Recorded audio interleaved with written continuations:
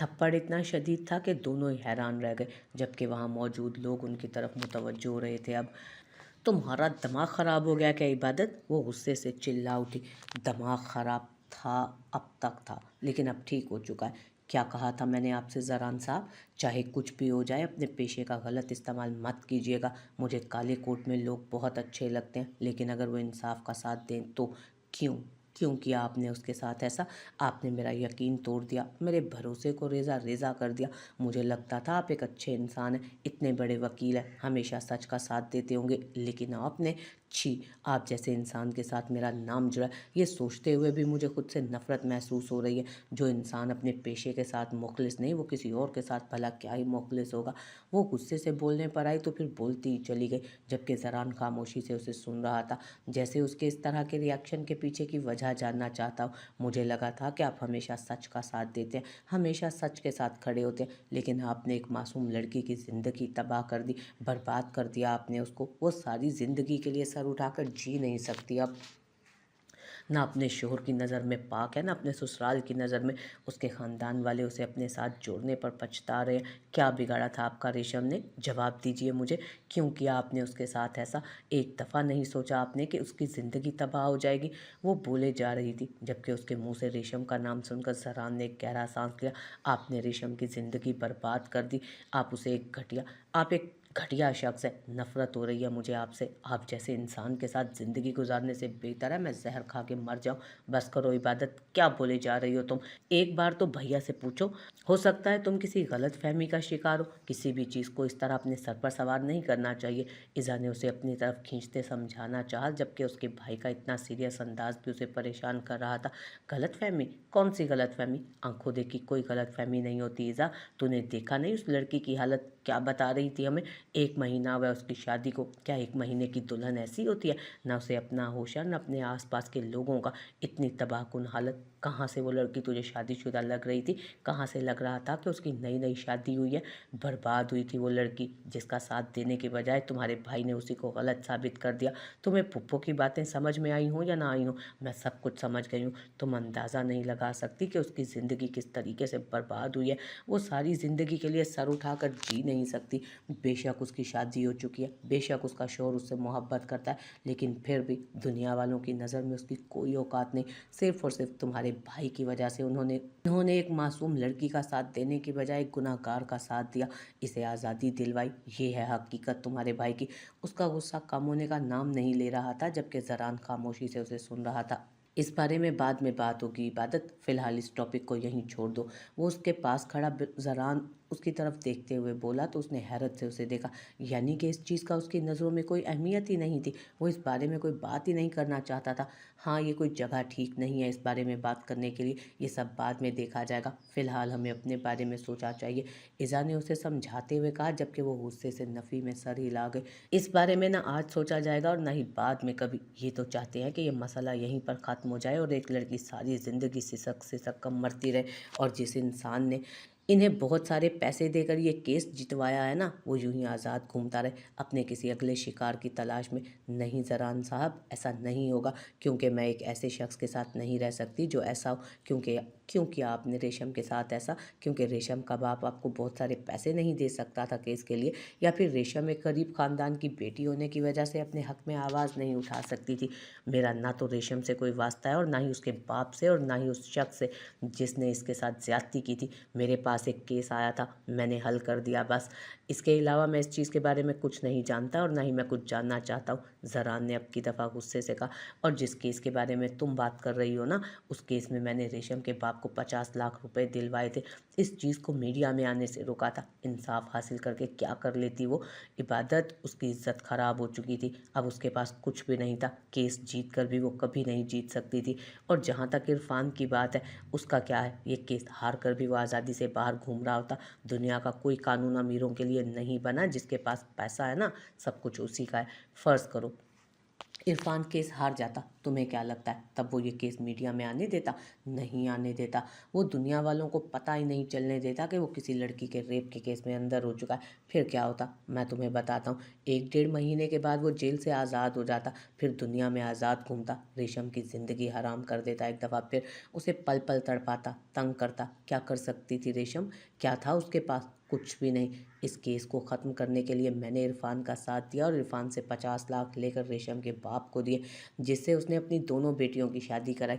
हर चीज़ के एक पहलू को नहीं देखना चाहिए। वो उसे समझा रहा था जब इबादत ने हाथ उठाकर उसे बोलने से ही मना कर दिया।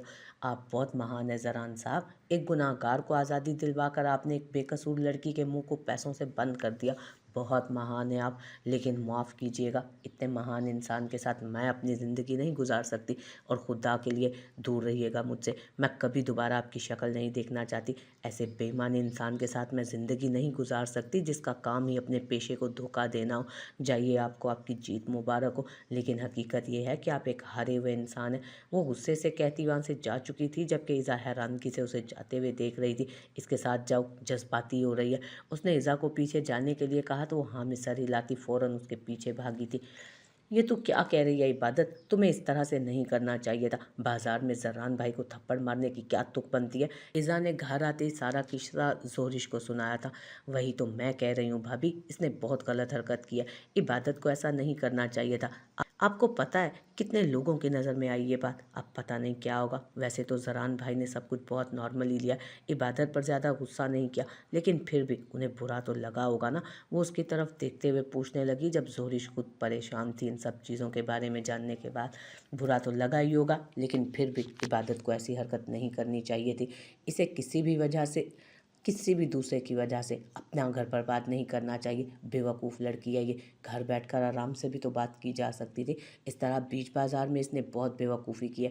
मैं खुद समझाऊंगी उसे। जोरिश परेशानी से कह रही थी जब मुलाजिम ने आकर बताया कि जरान बाहर आया हुआ है। इज़ा जाओ, इबादत को बताओ कि जरान उसे लेने आया। मैं दादी से बात करती हूँ इस बारे में। वो उसको ऊपर भेजती खुद दादी के कमरे की तरफ चली गई जहाँ वो अरूज के साथ बैठी बातें कर रही थी। उसने उनके पास बैठते तहम्मुल से उन्हें पूरा किस्सा सुनाया जिस पर वो खुद भी हैरान थी। और सबसे ज़्यादा हैरानी तो उन्हें इबादत पर हो रही थी। किसी लड़की के लिए वो इतनी जज्बाती होकर जरान को थप्पड़ मार चुकी थी। इस लड़की का तो दिमाग ख़राब है। किसी दूसरे के लिए अपना घर बर्बाद करना कहाँ की अक्लमंदी है ये? खुद बात करती हूँ मैं उससे। जरान का काम जो भी है, लेकिन इबादत ने जो किया वो गलत है। शोहर है वो उसका, इसका हाथ क्यों उठा उस पर? वो खड़ी होती है अरूज के सहारे बाहर आई थी जहाँ जरान बाहर लॉन में बैठा इंतज़ार कर रहा था। आइए दादी, किस्सा तो आपको पता चल ही गया होगा कि आपकी लाडली ने क्या किया। मैं समझ सकता हूँ दादी, वो जज्बाती हो गई थी और फिर ज़रूरत से ज़्यादा इमोशनल है, लेकिन फिर भी इसे थोड़ा सा अक्लमंदी से काम लेना चाहिए। इस तरह के हज़ारों केस मैंने लड़ रखे हैं, क्या हर केस पर वो इस तरह रूठ कर बैठ जाएगी? इतनी बेवकूफ़ है, हद नहीं। बुलाएं उसे, मैं इसे लेने आया हूँ। वो उनके सामने बैठते उनसे कहने लगा जबकि दादी ने सिर्फ हाँ में सर हिलाते इबादत को बुलाने के लिए कहा। लेकिन इज़ा ने आकर बताया कि इबादत नीचे आने से साफ इनकार कर चुकी है।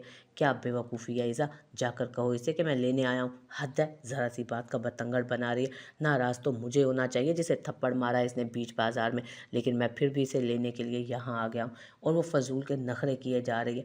अब जरान को भी गुस्सा आ गया था। भाई, वो कह रही है कि वो नहीं आना चाहती और ना ही वो आपके साथ आएगी। इज़ा ने उसे बताया। दादी देख रही हैं ना आप इसकी हरकतें, अब आप बताएं मैं क्या करूं? हद होती है किसी चीज़ की। इतना दिमाग ख़राब है इस लड़की का कि हद नहीं। जरान उठकर खड़ा हुआ। जरान बेटा, मैं समझाऊंगी उसे, बचपना है उसमें, वो चीज़ों को समझ नहीं रही, लेकिन तुम फिक्र मत करो, मैं बात करूंगी उससे। दादी ने उसे समझाते हुए कहा। दादी उसे कहें कि पर्सनल लाइफ और प्रोफेशनल लाइफ दो अलग चीज़ें हैं और हमें इन दोनों को अलग अलग ही रखना होगा। कल को वो वकील बनेगी, हो सकता है उसका केस मेरे खिलाफ आ जाए, उसे मेरे खिलाफ इस चीज़ को हैंडल करना पड़े, तो क्या इस तरह से बात बात पर रूठ कर बैठ जाएगी? दादी, इसे समझाइए कि जिस तरीके से ये चीज़ों को देख रही है ना, सब कुछ वैसा नहीं होता। मैं कल आऊँगा इसे लेने के लिए। वो उनसे कहते जा चुका था जबकि दादी ने इबादत को अब अपने कमरे में बुलाया था। उसे यकीन था ज़रान उसे लेने ज़रूर आएगा, लेकिन उसने भी इरादा कर लिया था कि अब कुछ भी हो जाए वो वापस नहीं जाएगी। ज़रान ऐसा कैसे कर सकता था? उसने ज़रान से कहा था कि चाहे कुछ भी क्यों ना हो जाए, वो अपने पेशे के साथ गद्दारी नहीं करेगा, कभी किसी मासूम को सज़ा नहीं दिलवाएगा, कभी किसी बेगुनाह के साथ नाइंसाफ़ी नहीं होने देगा। तो फिर कैसे कैसे ज़रान कर सकता था ऐसा कि ऐसे किसी मुजरिम का साथ देकर मासूम लड़की की ज़िंदगी बर्बाद कर दे। वो जब जब ज़रान के बारे में सोच रही थी, रेशम का चेहरा उसकी निगाहों के सामने आ जाता। क्या ज़िंदगी थी उसकी। शोहर मोहब्बत करता था, लेकिन ख़ानदान में हर किसी को पता था कि उसके साथ क्या हुआ। हर कोई उसे हकीर निगाहों से देखता था। हर कोई उसे वो इज़्ज़त नहीं देता था जो वो डिज़र्व करती थी।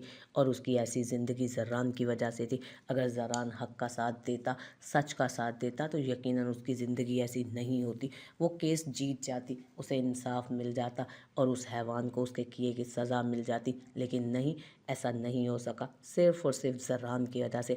पुप्पो साफ अल्फाज में कह रही थी कि ये केस इरफान खान सिर्फ़ और सिर्फ ज़रान की वजह से जीता है। अगर ज़रान की जगह कोई और वकील होता तो यकीनन रेशम जीत जाती। लेकिन ज़रान ने बातों में इस तरह से उन लोगों को उलझाया कि वो अपनी ही बातों से बदल गए। केस क्या से क्या बन चुका था।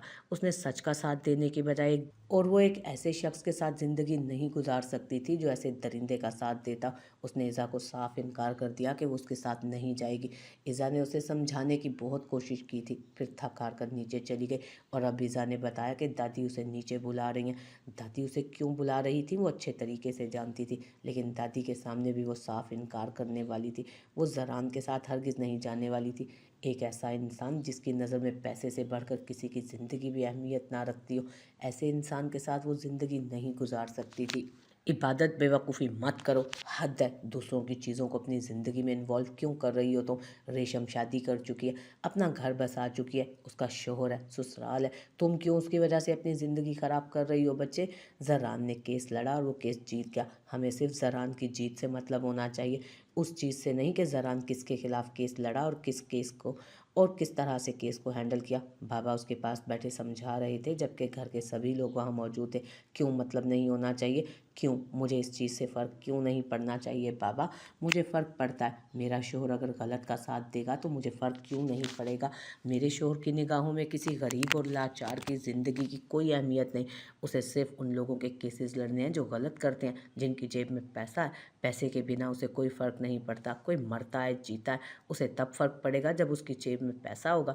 मैं ऐसे शख्स के साथ नहीं जाऊंगी। जब तक ज़रान को उनकी गलतियों का एहसास नहीं हो जाता, जब तक वो रेशम से माफ़ी नहीं मांगते, तब तक मैं नहीं जाऊंगी। जब तक वो इरफान को उसके किए की सज़ा नहीं दिलवाते, उसे गुनहगार साबित नहीं करते, तब तक मैं नहीं जाऊंगी उनके पास। मैं नहीं रह सकती ऐसे इंसान के साथ जिसके दो चेहरे। नफ़रत है मुझे मासूम लड़कियों की ज़िंदगी बर्बाद करने वालों से और उनका साथ देने वालों से भी। बेशक वो इंसान मेरा शोहर है, लेकिन अगर वो गलत है तो मैं उसके साथ हरगिज़ हरगिज़ नहीं हूँ। वो अपनी बात ख़त्म करती ऊपर अपने कमरे की तरफ जा चुकी थी, जबकि सब लोग उसे समझा समझा कर थक चुके थे। वो किसी तरह भी उनकी बातों में आने को तैयार नहीं थी। उसने अपने जहन में एक चीज़ को सवार कर लिया था और वो उसी चीज़ के साथ आगे बढ़ रही थी। उसे कोई फ़र्क नहीं पड़ता था कि ज़रान इस चीज़ पर किस तरह से रिएक्ट करेगा। दादी और अम्मी को तो डर था कि कहीं ज़रान नाराज़ होकर कोई गलत फ़ैसला ना कर ले। वैसे भी दादी ने कितनी मुश्किल से ज़रान को इस रिश्ते के लिए मनाया था। पहले ज़बरदस्ती निकाह, फिर ज़बरदस्ती इस रिश्ते के बारे में सोचने पर मजबूर करना, और अब जब सब कुछ ठीक हो रहा था तब इबादत इनकार कर रही थी। दादी को तो किसी अनहोनी का ही डर लग रहा था। अभी वो इन्हीं सारी बातों को डिस्कस कर रहे थे कि बाहर से मुलाजिम ने आकर बताया कि दामियार शाह आया, और दामियार शाह का नाम सुनते इज़ा की जान लबों पर आई थी।